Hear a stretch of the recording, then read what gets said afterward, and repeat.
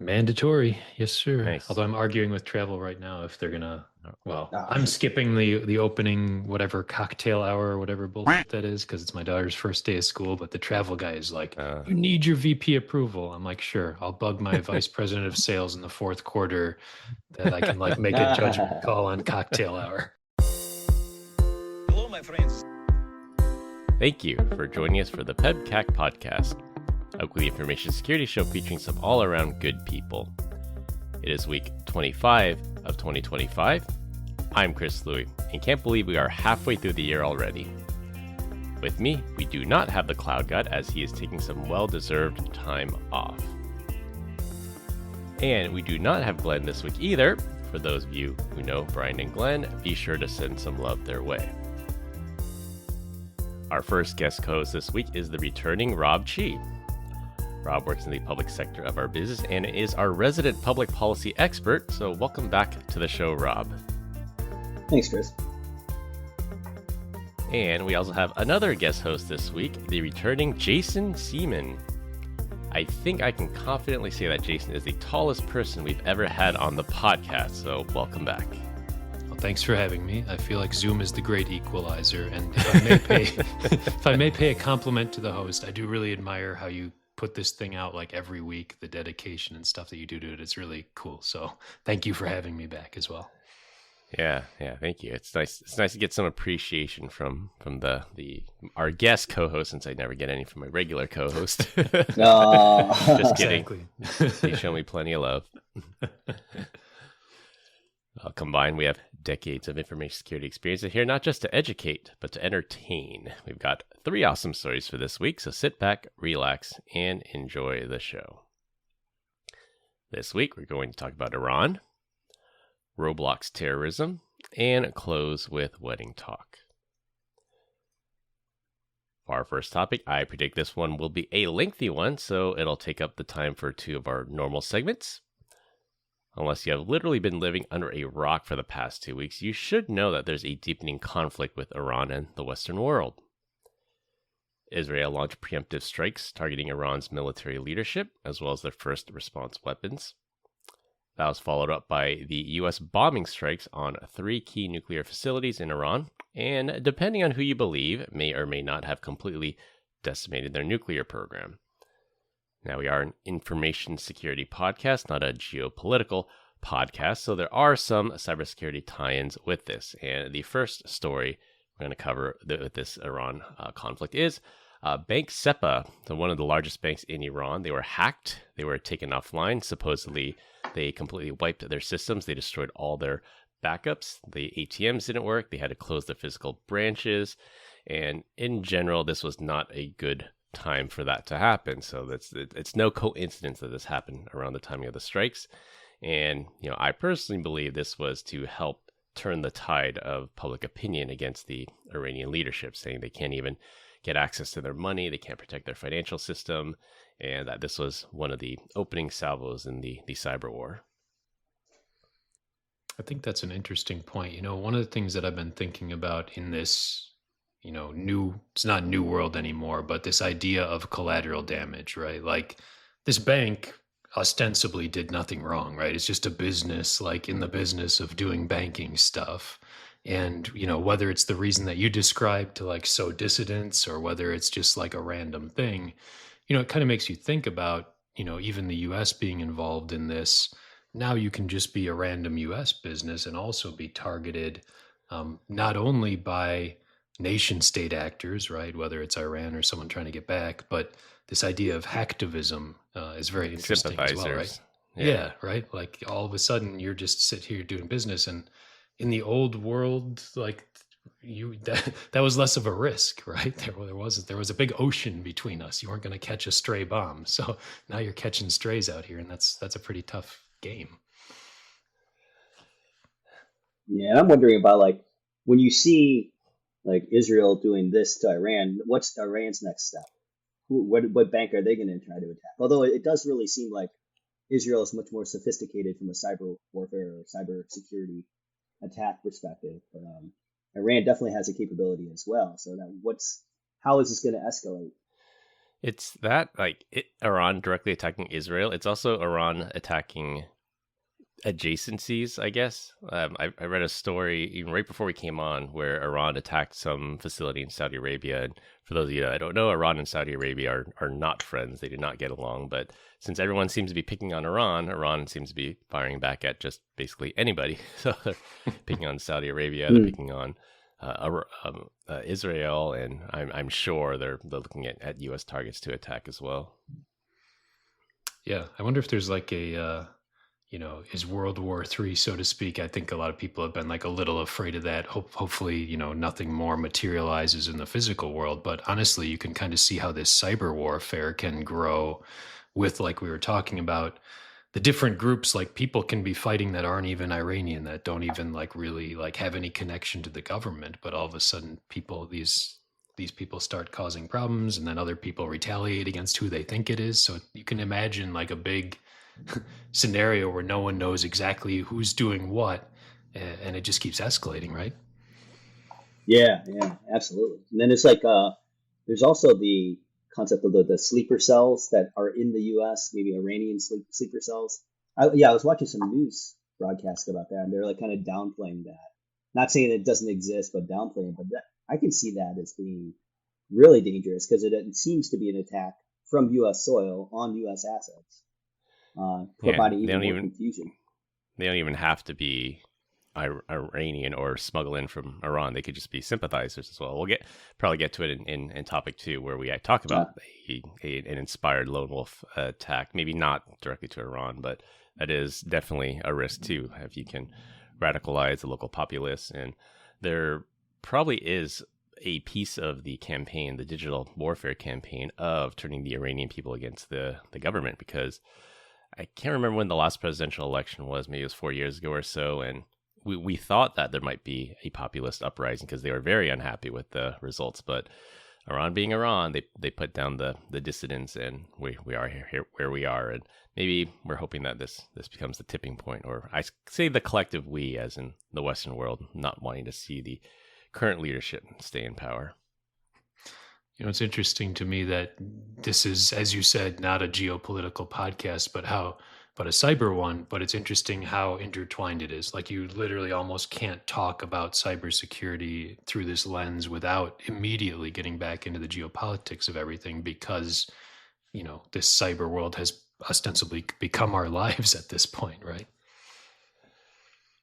Yeah. The other interesting thing is we saw this exactly with Ukraine and Russia. Same thing, geopolitical conflict, but lots of cyber intertwined with that. With Iran, we didn't really see that many cyber intrusions as a precursor to war. Not like we saw in Ukraine, where they were like hacking into Viasat and disrupting satellite communications. Because I guess that's what you do before you invade a country. Number one, you disrupt their communications. Number two, maybe mess with their money. That's sort of the recipe for invasion. But we didn't see that. But I don't know if it's like Iran doesn't have mature telecommunication capabilities, that they have all these communication satellites, or if the first strike that Israel did, the sneak attack, was enough. Yeah, it really does seem like Israel was on the offensive first, and Iran's kind of like just not caught off guard, but didn't have a ready response from a cyber attack perspective. Yeah, their I think incident that's right. response was a little lacking. I think they made a really interesting decision, and this was in one of the articles that you had linked, Chris, was like at some point they shut down their internet, right? Like Iran did it as like I think they were doing, of course, who knows, right? But it seemed that they were doing it to kind of protect themselves to some extent. And in my mind, a bit of an own goal, number one, you've probably pissed off some of your population. And number two, now you're driving them to services like Starlink, which are like directly funding, basically opposition forces and giving your people free access to information. So that strategy that they had, whatever it was, to shut down their internet in response to some of the cyber attacks from Israel, maybe backfiring a little bit on them. And that was their solution. They hit the big red button. They cut themselves off from the world's internet, And I guess for censorship reasons, for perception reasons, but also for, like you said, cyber intrusion reasons. So they think, if Israel can't reach their servers or their infected machines can't reach out to the command and control servers, then maybe they have some level of protection. But at the same time, they're just cut off from the outside world too. So you kind of shot yourself in the foot on that one. There's another story, a financially related story. So NoBitX is one of the largest cryptocurrency exchanges in Iran. Hackers believed to be aligned with Israel stole $90 million worth of cryptocurrency, and they actually burned the token. So they stole Bitcoin, Ethereum, a bunch of other cryptocurrencies, and they sent it. I don't know how they know this, so Chain Analysis did the analysis, but they sent it to a wallet that doesn't have a private key, so there's no way to access that money now. So they literally burned the money. And just what comes to mind is that scene from Dark Knight where the Joker is like burning that giant pile of money, and the criminal's like, "Why are you burning it? Why are you burning it?" And then like, it's not about the money; it's about sending a message, and it's true. Like this Israel-aligned group could have stolen the money, I don't know, dispersed it for aid relief or something, but no, they decided to literally burn the money, and the rationale behind that was this cryptocurrency exchange is allegedly, so these are allegations, allegedly they're being used for sanctions evasion because Iran is heavily sanctioned from most of the world, and they are using cryptocurrency to directly fund terrorism. So groups like Hamas, Hezbollah, they receive funding in the form of cryptocurrency. So there's kind of this dual purpose of stealing the money and then burning it, not just stealing it, but completely obliterating it. It's interesting. I feel like, first of all, Chris, you're not sponsored by any cryptocurrency exchange, are you? Because what I'm about to say may get you blacklisted. But I mean, let's be honest. Cryptocurrency, at least in some percentage or another, has always been used to fund, illegal exploits, right? It's been sort of the thing. So it's kind of funny that they would take exception to this crypto exchange, whereas all the other crypto exchanges are, of course, totally noble and like just facilitating people buying Starbucks or whatever, right? So, but I am sad they burned it. Like, I think that's a little bit silly thing to do. Like, you could have used that money for any number of things that would have been a better purpose, I think. Yeah, did they say they're going? No, Novitex is like they said they like froze they put it in a cold storage or something like that, and like they were able to recover them later. But I guess we'll wait and see if that's a reality. They said most of their money, and this is always the company line. Whenever somebody gets hacked, the company line is always the majority of our money's in cold storage. Your money is safe. This was part of our operating money, and we have more than enough to cover it. So to their credit, they did say they'll cover all losses. They have reserves, they have insurance to protect themselves from this, and that's always the company line whenever this happens. So that 90 million for sure is gone, but they said we have enough in reserves to cover everybody. Okay.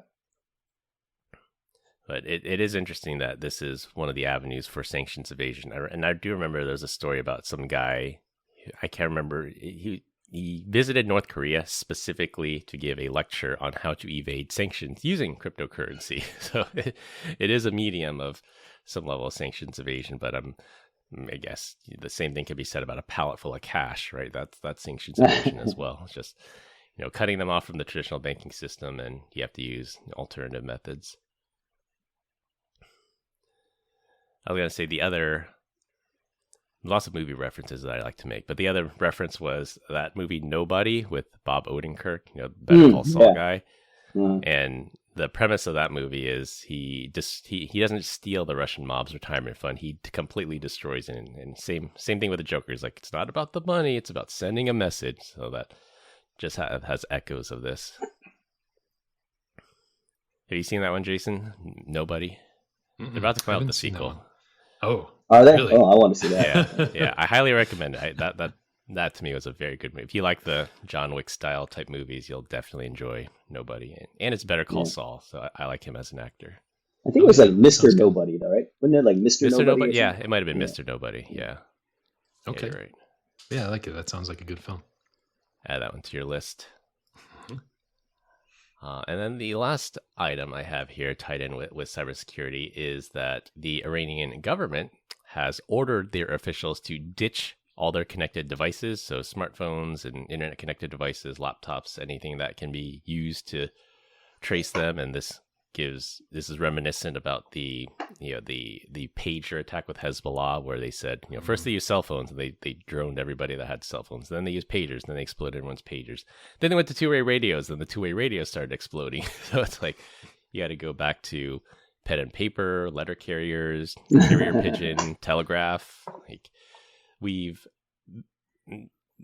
people throw that term around. We're going to bomb them back to the Stone Ages, and it seems to have happened. We have bombed them back to the Stone Ages, where they're using traditional communication methods, not electronic anymore, and that's it. We just targeted them, and our intelligence is so good that at least Israel found where all of their senior leadership, down to like the bedroom. Like, have you guys seen there's a photo in one of the news outlets that there's a very neat cut hole in the side of a building and one room that's been exploded. Like, they know exactly which bedroom, and their munitions were that precise that they took out this one person in this one bedroom. Like, that's how good their targeting has been.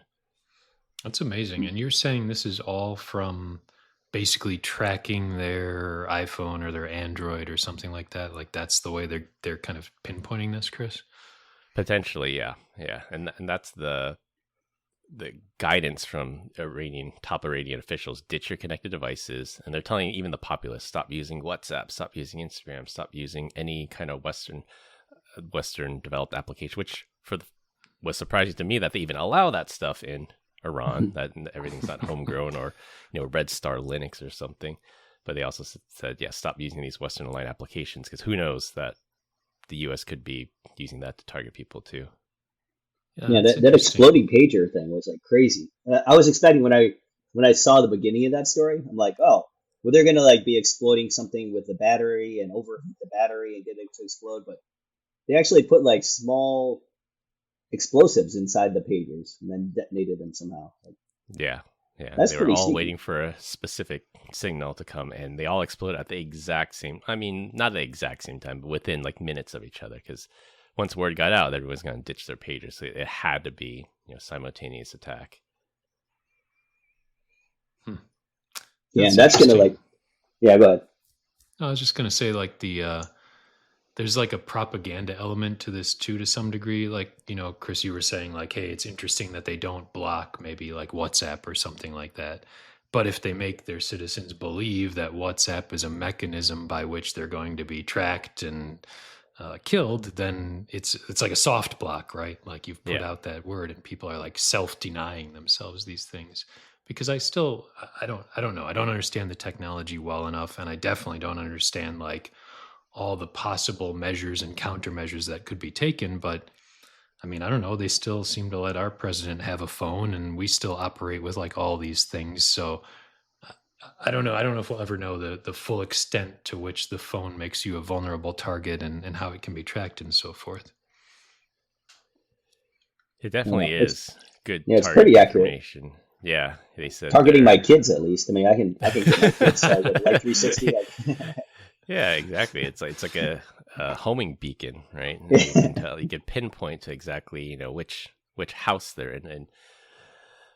And this might actually get into the topic 3, which is the wedding story. But not to out anybody, but somebody within our circle was having an extramarital affair. And the husband put an iPad in the trunk of the wife's car and was able to track her to the exact house she was going to. And then based on that, got the address, did typical OSINT, see, and then found out it was a coworker. And not the best approach, I would say, but that's all it took was an iPad with a SIM card, which nowadays, this was like 10 years ago. Nowadays, all you need is like a $20 AirTag. Just pop it in the wheel well or something, and it's game over. You can find out exactly where somebody is. Yeah, I just wonder though, like, I can't remember if it was on your pod, Chris, or somewhere else I was reading it, but they're talking about all, the burner phones ostensibly, right? And there's like a huge industry around making all of these kind of hyper secure devices. And certainly if I'm aware of it, like the top Iranian officials must be aware of it as well. So it's interesting to me to some extent that even with that technology, which I'm sure they were using, they're still saying even that is like too exposed and we have to get rid of all that stuff. Yeah, selling I don't remember the name, but there are several cell phone services that marketed themselves towards criminals, where it was like, yeah, it was a burner phone. And I specifically remember there's one service where I don't know if you guys are old enough yet, but there are these like vitamin trays or medicine trays for each day of the week. You put your pills in for each day of the week. They would put a SIM card in each day of the week, and you would swap the SIM card out every day, and your cohorts would have the same set. So if I say call Jason and it's Wednesday, I call Jason's SIM card that he's supposed to put in his phone on Wednesday, so that there's just another layer of obfuscation there. But yeah, I guess even something as like that might not be enough for, and we don't know what kind of targeting capabilities our intelligence services has, but anything that we do know that anything that's internet connected is trackable. You have to ping a cell tower, you have to ping 2 cell towers, you have to ping 3. If you ping 3 cell towers, we have your precise location. So what would you do, Chris, if you had to like avoid detection? Would you go as Stone Age as they've gone here, or is there some other solution? Yeah, I mean, that's how bin Laden hid for decades. He used a letter carrier, right? I forgot. I read the book too long ago. I forgot exactly how we found him. Like there was an informant that saw him, and they phoned it in, and we got satellite photos that said this is likely him. But yeah, he did letter carrier. I mean, he had a laptop, but it was not internet connected, and that's how he stayed under the radar for so long. You do have to go low tech. Yeah, I guess you could turn off the GPS and do things like that, but I mean, it's difficult. Or like get a super old phone like those clamshell phones from back in the day. Yeah, start. Yeah, I mean, even without GPS, you still have triangulation. You still have to ping a cell tower at some point, or God forbid you hit a Wi-Fi access point, and then your IP address, the ISP, they can trace you. I don't know. I don't know how satellite works. Like if it's a Starlink or if it's a sat phone, if they can track you that way or not. But that's a very interesting point. One of the things that was mentioned in the article was surprising to me was like, I think they said the number was like 30,000 Starlink endpoints in Iran alone. Like that was an astronomical number. Like I had no idea Starlink was so pervasive. And yeah, and I don't even think that's like legally owned either. I think they had to have been smuggled in, because Iran doesn't want free access to the internet, just like North Korea or China. They don't want free access to the internet. They want filtered access. And yeah, so that's I don't know how they got 30,000 units in. Yeah, exactly. Yeah, that's crazy. But it does kind of prove the point too, that they can to some degree triangulate where the receivers are in this whole operation, because of course they're senders too, right? Yeah. They have to be. Yeah, and I'm sure the terminals have a unique identifier, and that's how they know if you paid or you didn't pay, and they can trace that. So, yeah, I don't know how that would be. I would have thought the pager thing would have been good, because that is one way and it's asynchronous. But I mean, they got hit in a different way. They just sabotaged the pagers. They didn't find. I don't know how pagers work. I think pagers will know which tower it came from, but I don't think it gives precise location like a cell phone. Yeah. And that's step one of any type of military operation: disrupt communications. And if you don't have cell phones and you don't have internet, and you have to go back to old school techniques, then that just degrades their capabilities even further.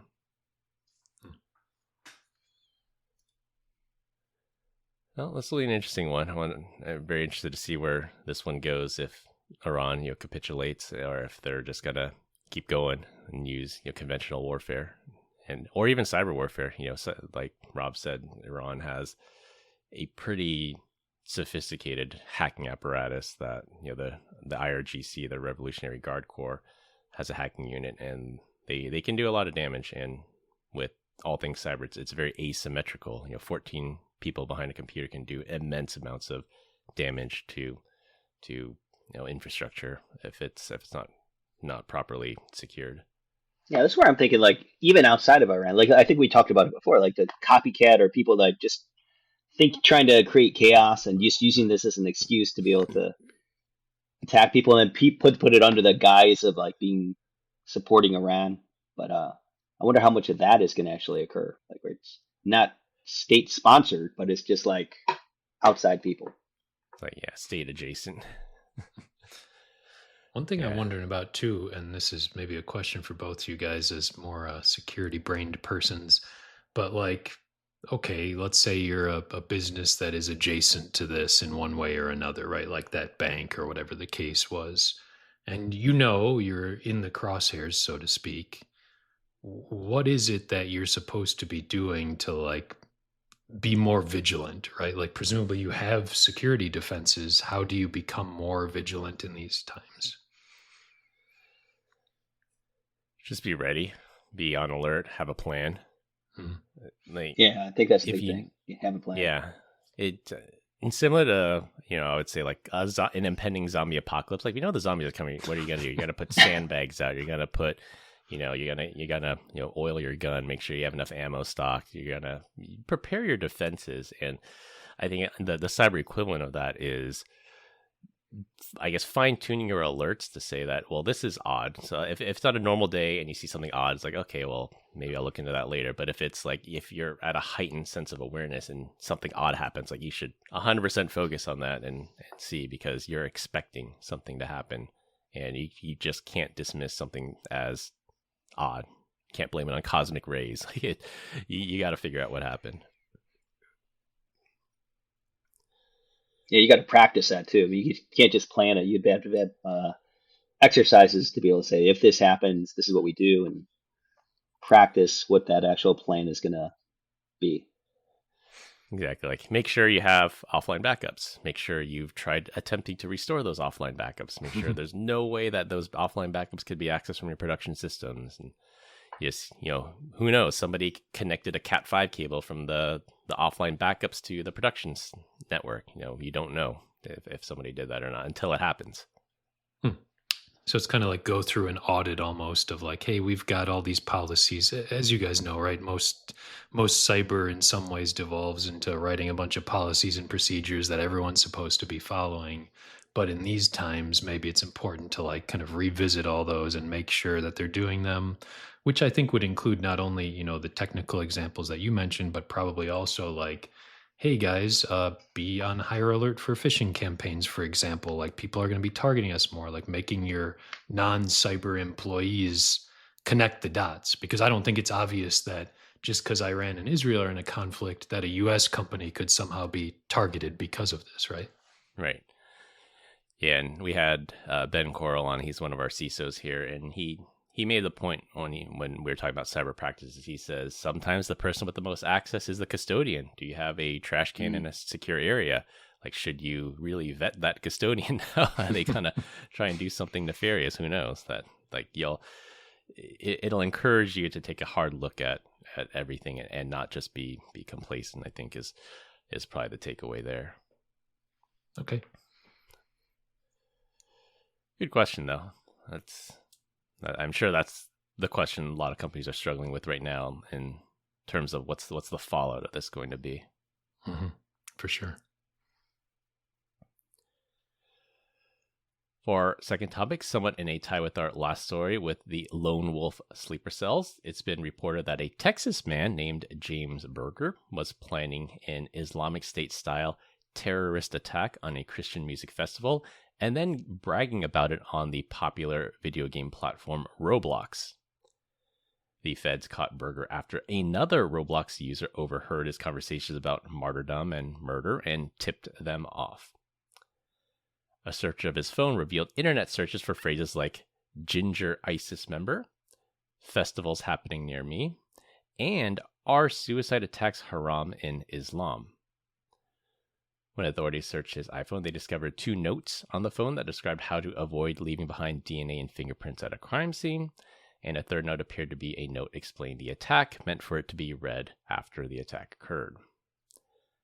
Apparently, a family member was also concerned about Berger's behavior, as a keylogger was found on the computer he used to play Roblox, and those keylogger logs also detail the terrorist acts he would have wanted to commit. So, needless to say, we caught this guy, and we hope that he stays in jail for a very long time. Yeah, I think I have a daughter, and she's kind of grown up in the Roblox era. And my initial naive capitalist point of view on Roblox was like, surely they must do a lot of content filtering and policing because this is fundamentally a platform for very young kids to communicate with one another. Yeah. And they want to keep, they want to stay out of the headlines like this. Like, I'm sure they're not happy to learn that people are basically communicating about terrorists. Like, as a parent, that makes me say, like, maybe my daughter should spend less time and money on Roblox, right? Yeah. And it's almost amazing to me how the platform is not policed. Like, it's shocking. Yeah, and it's not just Roblox, but I mean every platform suffers from this. Xbox Live, PSN, the PlayStation Network, Steam, Counter-Strike. Like, I remember there were stories of drug dealers. They says meet me in the game, on the PlayStation game. And one of the pieces of evidence that they entered in the court record for this particular prosecution for the guy using PlayStation Network was this guy had like 50 hours in the game and he was still level 1. So obviously he was not playing the game. So there's only one way that happens, and you just log in, use the chat method, and you never play the game. So yeah, kind of a dead giveaway there. Yeah, I don't understand what this guy was doing, just like talking about what he was going to do. And it sounded like an open forum because somebody just overheard what he was saying. So he wasn't even trying to be secretive or anything like that. So I was like, something was wrong with him.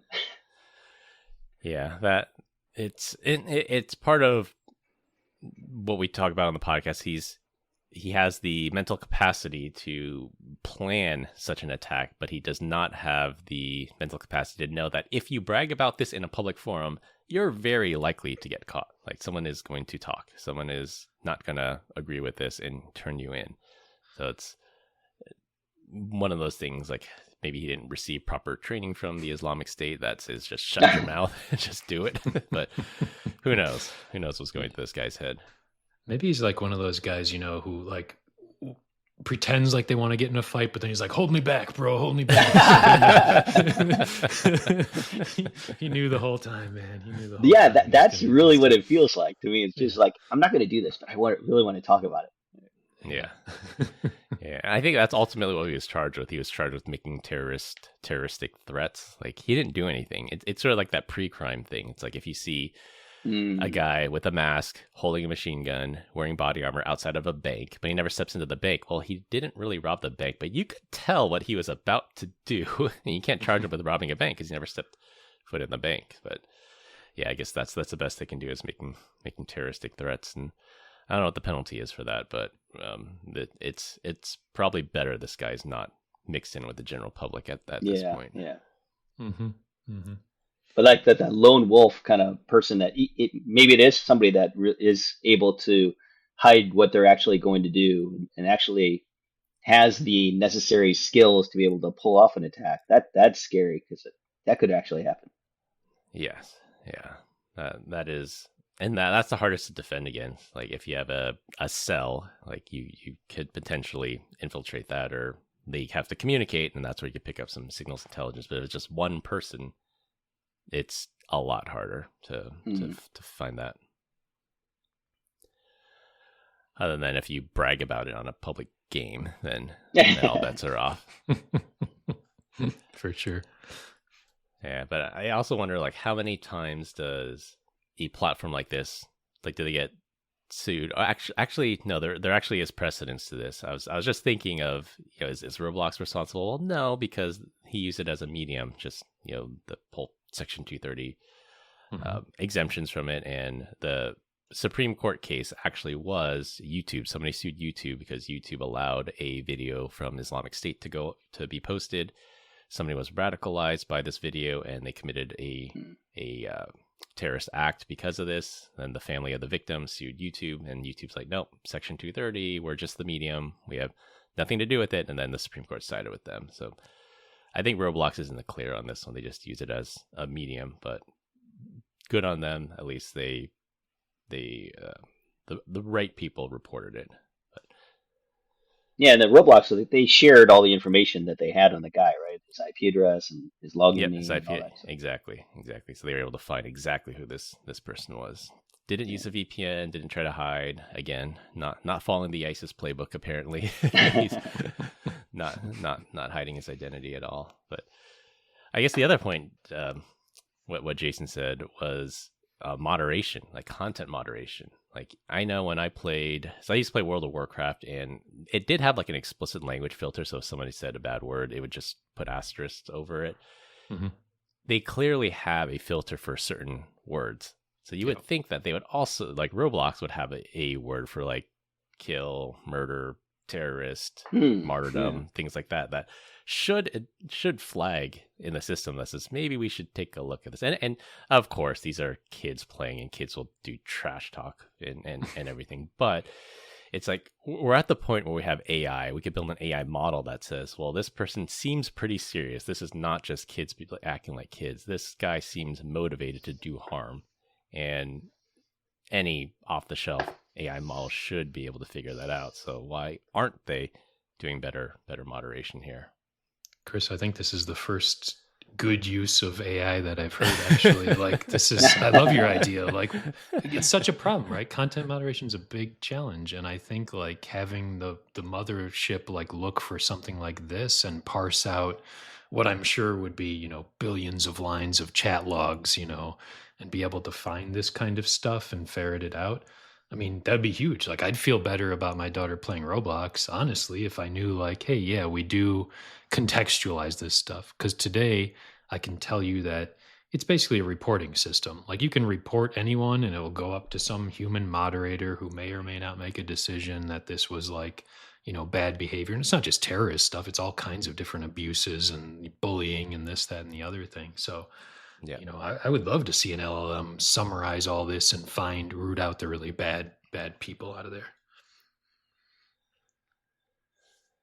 Yeah, I can't remember if it was a company I saw at RSA or if I just heard about it, but I think there is some startup company out there that will like parse your internal company chats and look for red flags of potential workplace violence or things like bullying within the workplace. And I think that's exactly it. They plug it into some model that they have, or, this will be useful in school systems as well for things like self-harm and bullying and the like. That this is a good use of AI to be able to contextualize this and seeing, are people teaming up and bullying this one person and then raising it up to the appropriate authorities.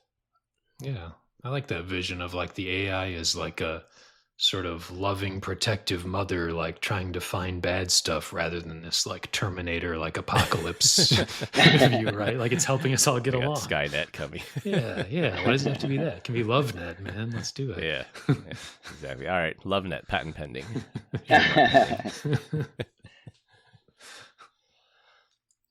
All right, for our last topic, and it'll be a rotating topic every week.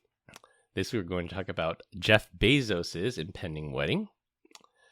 Jeff Bezos and Lauren Sanchez are getting married sometime this week. And, unfortunately, I had to decline their invitation because I just had to be here to record the podcast. The wedding is taking place in Venice, Italy, and the residents are mad. Just got me thinking, what are some extravagant things you might have seen at some weddings you've attended, or any funny wedding stories you might have? And I guess I can go first. And while you guys think about it, and I remember reading a study that said something like there is a correlation, but I would say an inverse correlation between how much money is spent on a wedding and the length that marriage lasts. Like the more you spend on the wedding, the shorter the marriage lasts. I have two examples of that. One was a very, very extravagant wedding. They had butterflies released after when the bride and groom were coming down the aisle. It was at a very nice vineyard and spent a lot of money, and that marriage lasted a year. And who could have seen that coming? But on the flip side, also there's another very extravagant wedding that I attended, and in Indian culture, the wedding lasts like at least 3 days, sometimes it lasts a week. So it was very extravagant, but they're still married today, and they have 3 kids together. So I'm very happy to see that. So it works both ways, but I've seen some very extravagant things. I've seen some people have their wedding in their parents' backyard, and that's what they wanted, and they love each other, and that's all they need. So I've seen the whole spectrum of that. I think by your metric, then the Bezos wedding is going to last what, like 3 seconds or something? Like, you're gonna immediately annul the thing or something because it was too expensive. But Yeah. no, I do. Couple things. Number one, I've been to some very nice Indian weddings. I've actually really enjoyed, particularly during the ceremony parts. You're just allowed to like talk, get up, leave, walk around. Like it's this ongoing thing that's like kind of cool. You don't just have to like sit there and be quiet and watch the whole thing. And I thought that was like really a nice different culture, It's like, right? yeah, they have community participation. I remember learning I forget what it's called, but there's like a stick dance that I had to learn, and all the people that attended got these sticks and they showed you how to do the dance. And yeah, I like, the audience participation there. Fanciness wise, our idea of fancy, actually a lot of people commented this at our wedding, my wife and I. We had mashed potatoes that were served in a martini glass. And I don't know why that captured the imagination of so many people. They were like, I loved that mashed potato bar. You got them in a martini glass. You got to pick your own toppings. It was so cool, man. So anyways, we've been together for a lot of years. So I guess that's working out. That is a good idea, though. Because you get the potato on the bottom, and then you could add more and more of the toppings. The toppings on the top. Yeah. It's like ice cream, but it goes out. Yeah. Yeah. Everyone's at an ice cream bar. Everyone's at a candy bar. I can confidently say I've never had a mashed potato bar or eaten it out of a martini glass. That is the best piece of advice I've heard from in a long time. I'm gonna try that. Mashed potatoes. I went to like a Laotian wedding, and that was really interesting because they give you this string, and then you're supposed to tie it around the wrist of the bride and the groom, and they're sitting in the middle, kind of like in the ceremony style. So everyone kind of walks around, and in this wedding, it was like hundreds of people. So they have these strings. The first string, the second string, the 50th string is like not that big of a deal, but it gets pretty heavy after a while. So at the end, they had this like their both arms are just like weighed down by all these strings. 500 pieces of string. Yeah, but it was the same kind of thing. While this was all going on, there were like people were just talking and stuff like that. So it was interesting. That's nice. In my head, I pictured it kind of surreptitiously, like, if you tie someone's shoelaces together under the desk so they fall. I thought you were saying they had to go and like secretly connect these two people. Long handshake, tying the whole thing to them or whatever. That's a cool tradition. I like that one. And I think it might be Filipino weddings. They do a money dance where the bride is in her dress, and then you basically give a tribute. You pay money, and you take a safety pin. You pin, like a $20 bill or $100 bill, and then you pin it onto the bride. Then you get to have a dance with the bride. It's called the money dance. I thought that was interesting. I've seen that more than once, and yeah, I thought that was interesting. And it's it's nice. Give a gift, and then you get to dance with the bride for a bit. I like that. Mm-hmm. It's funny when kids do it. It's always cute when kids do that. Man, I wouldn't let a kid with a needle coming next to me. I just hand it over. I'll dance with it. Yeah, and then at the end, it's just the bride, like just covered in dollar bills. Mm-hmm. That's cool. My only other thing is like I've been to 2 like outdoor weddings. One at like a farm, and another one at like a vineyard kind of thing. It's like, for me, if I was doing the wedding, I'd be too worried to like do an outdoor wedding because like what happens if it rains? What happens if it's windy? So many natural problems. But I mean, in both those weddings, it was like perfect weather, like sun setting, a couple clouds in the sky. It was no wind, so it was like beautiful. But yeah, that must have been so stressful. That's definitely the risk. It could either be spectacular or it could be a complete disaster. Let's see, the wedding that I went to that released the butterflies at the end, that was at a vineyard outdoor. And again, I live in the Bay Area. It's unpredictable. It's literally the start of summer here in the Bay Area, and it rained last night. Like, it's freezing cold here, and it rained last night. You just never know. So this one wedding I went to, I think it was in July, I want to say. So you would think July wedding outdoors, perfect. The sun not beaming on you, but good. Freezing cold. Like, all the bridesmaids up there were just like shivering the whole time. Ooh. And actually funny, when they released the butterflies, some of them flew, and some of them were just so cold they just landed on the floor, and the bridal party almost stepped on them when they were leaving. And then there's another wedding we went down to in Malibu. Same thing. I think their anniversary was like last week. So again, start of summer in California. It was like 50 degrees. And they said that, they did the rehearsal the day before. It was like 90 degrees. And literally the next day, the clouds moved in 50-degree wedding. We were all freezing our tails off because you think you travel to Malibu in the middle of summer, like you're not going to bring like a ski jacket or something. No, we needed our ski. It was freezing. and it showed. And I don't know. I forgot they brought out some heaters or something for us, but yeah, I wouldn't say we were miserable, but it was chilly for sure. There's a line in a movie I was watching. They said, the longest winter I ever spent was a summer in San Francisco. Yeah. And then we're the opposite. Right. Come October, it's going to be like 100 degrees here. So got to look up the old Farmer's Almanac and figure out when the hot days are. And again, it's completely unpredictable. We could have a monsoon October. We could have 100-degree October. You just never know. It's just whatever. I didn't know it got that hot over where you are, Bay Area. Like where I am, 90 will probably be the highest. So like where HQ is in San Jose, that can get to about 100. Wow, pretty hot down there. Yeah, out here on the East Coast, it's like we're going through a heat wave right now. It's like 100 degrees right now. Yeah, that's why our old boss Guy always made fun of me, because it'd be middle of summer. I'd be like this. I've been in a hooded sweatshirt inside. Like, why are you cold? I'm like, it's 50 degrees out. All right, well, we continue to get great comments about our dad joke of the week. Dad joke of the week. This week, our guest co-hosts Rob and Jason are up, so I'll let Rob go first. Ooh, I've got one. Let's see. So here's my dad joke of the week. So I went to a beekeeper and asked for 12 bees. He gave me 13. So I asked him why. Why did he give me an extra one? He says, that's a freebie. Wah, wah.